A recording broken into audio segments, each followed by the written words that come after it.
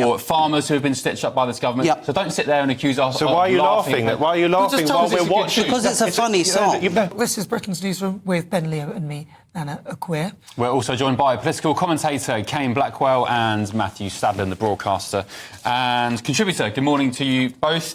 Matthew, which story would you like to get stuck into? Let's do this one. Rachel Reeves was yesterday accused of killing growth as the Bank of England warned the economy was grinding to a halt. That's in the Daily Mail. Okay, Matthew Stadlen. But it's not going particularly well, is it? No. I mean, in a way, what else do you want me to say? What I will argue is that we have no choice but to give this government time. And the OBR... I know, but we're still only 5 or 6 months. You keep asking me the question. we're only 5 or 6 months in. Yes, I mean, look, I said to friends who are left-leaning, as I am, and who broadly wanted to see a Labour government and certainly wanted to see the end of the Conservative government, you couldn't actually, or you'd struggle if you had tried to invent a worse start. And some of that is self-imposed. For example, I think the taking away of the winter fuel allowance was poor politics and poor policy. The big question is growth. And as we all know, and we keep repeating till we're blue in the face, this has been absolutely central to Labour's mission. Without growth, our economy will really struggle, but not just our economy, our public services. Yeah. And therefore, we have to have it. And are we going to get it? Well, at the moment, quite obviously, we are not, but the OBR, the Office of Budget Responsibility, was talking in terms after the budget of medium-term growth, wasn't it? So we need to have a little bit of time. Can I just ask you said you couldn't imagine a worse start, but Keir Starmer today, or at least last night, said he had no regrets and he wouldn't change anything. In front of that select committee. I mean, in a way, what do you expect him to say? Well, he has to be, I mean, if he says, actually, we got this wrong, we got that wrong, well, then he will have to U-turn. What should he say, Kane? What should he say? He should be honest. Well, I mean, I think the problem is you can't tax your way to growth. We all know that. And I think, when we're talking about investment in the country to unlock growth, we need to be talking about those big infrastructure projects that both the Conservatives and the Labour Party are sort of kicking them down the road. Lower Thames Crossing, for example, would unlock a huge amount of growth, through trade and being people able to get, in and out of Essex and Kent a lot easier than what it currently is. But, these schemes are being sort of kicked down the can until next spring, next summer. I thought this was a government of change. And there isn't much change. It's still same old, sort of, we'll have a review, we'll do this, we'll do that. People want action, they want decisive action. Well there are examples. Being accused of crashing the economy now, that's what they're saying. Well, I think that is the case. I mean, you look at the way it's going and look at how people are feeling as well. I do agree with Matthew that, we do have to give the government time.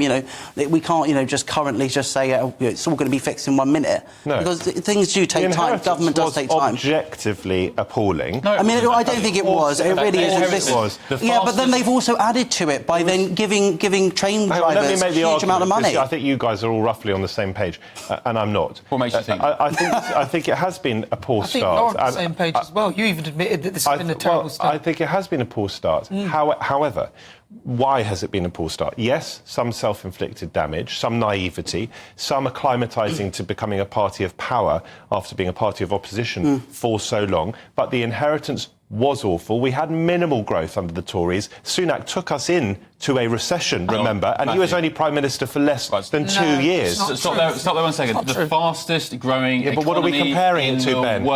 That's a grand statement. What are we comparing that to? It's not a statement, it's fact. 0.6, 0.7% growth in the first 6 months. Labour picked up, and then it's all gone to pot. Listen, what Labour is trying to do... Is that true or not?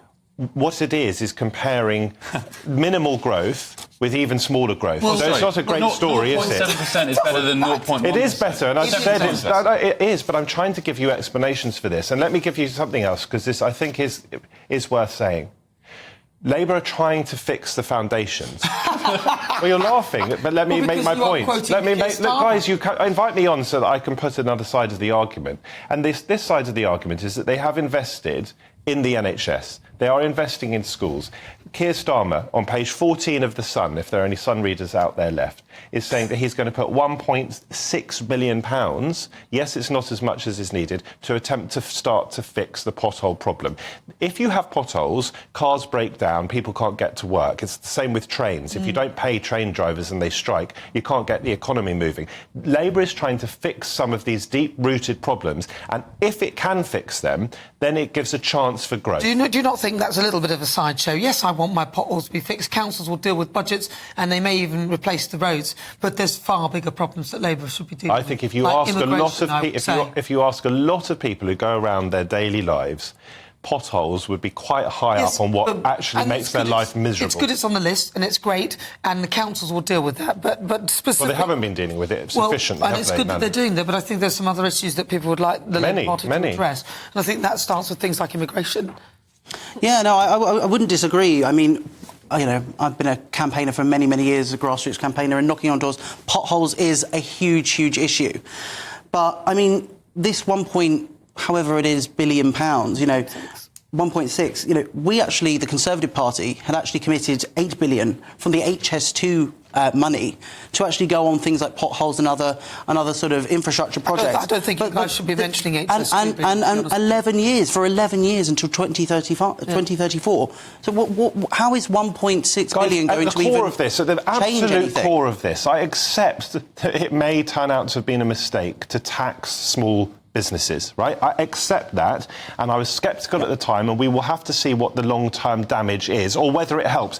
But at the same time, guys, you have to remember, we are struggling. You say 0.6% growth. Our public services were absolutely on their knees. If you don't invest in public services, if you don't cut waiting lists, people can't work. Well, cannot work. If you don't reform, you need the money from if you do not reform these institutions, like the NHS and other growth. situations, of course you want growth, but growth is very difficult to achieve overnight. Yeah, but the point is, if you don't reform these institutions that actually need reform, that have so much overbloated sort of bureaucracy in them, we actually have there's going to be no growth because there's actually no incentives. I just want to do one thing quickly, because there's an Keir Starmer song that's reached #1 in the official singles download charts, and the BBC has so far refused to play it. Should we play a little snippet of it? Let's have it. Let me hear it. Let's do it. It'll be freezing this Christmas without fuel at home.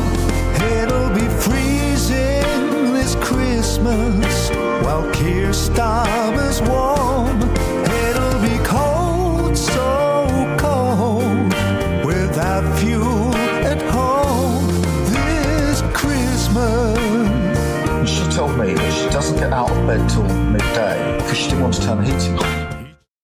I mean, your reaction, all of you, I don't want to be po-faced about this, but you are laughing at old people suffering, and that's what the song is doing. It's a great tune. We're laughing at... You may be. You're laughing. You are laughing. You are laughing. I'm putting it to you that you're laughing. Okay. What you are doing is laughing while we're watching old people suffer. No, and I think it's a song in extremely poor taste. It's a song in extremely poor taste. The song itself is almost... The tune is great. It feels like Keir Starmer is laughing. Matthew, of course he's not. That's how it feels. Matthew, have a laugh, mate. On this channel... Not at old people struggling, no. Not at that. No, exactly. Have a laugh at what you're saying. Week after week on this channel, for months, we've been sticking up for pensioners, for the winter fuel allowance, for farmers who have been stitched up by this government. So don't sit there and accuse us. So why are you laughing? Why are you laughing while we're watching? Because it's a funny song.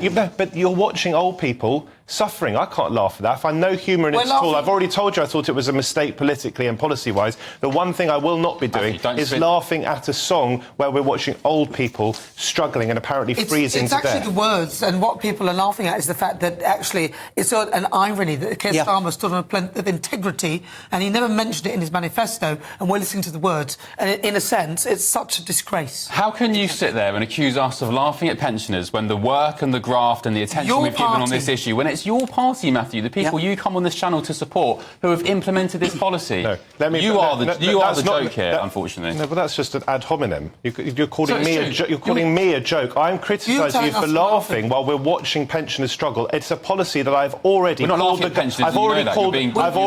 the government out for it. OK? I thought it was a mistake. But the people at the heart of this are the people who are struggling. And to make a song which generates amongst some people laughter and mirth when you're watching people really struggle says it all. It makes me think that the concern is to bash Labour rather than stick up with vulnerable old people. Unbelievably disingenuous, actually, to be fair. I mean every word of it. No, you're being unbelievably disingenuous. Well, you're entitled to your view. Behaving, and so are you. And the bottom line is this, right? The song itself points out an absolute irony of Keir Starmer's government, and that's what we're laughing at. We're not laughing at the pensioners, we're laughing at the fact that this man stood on a plinth of integrity and then he did things that were not in his manifesto, and people probably voted for him. I don't think any of it is funny. I think none of it is funny. No, and I think laughing while we're watching old people struggle is in bad taste. Matthew, you know we're not laughing at pensioners struggling. As I keep saying, we have on this channel been absolutely religious. Don't even waste your time defending that. We don't need to. But listen, on the song, a BBC spokesperson said that the decisions on what stations play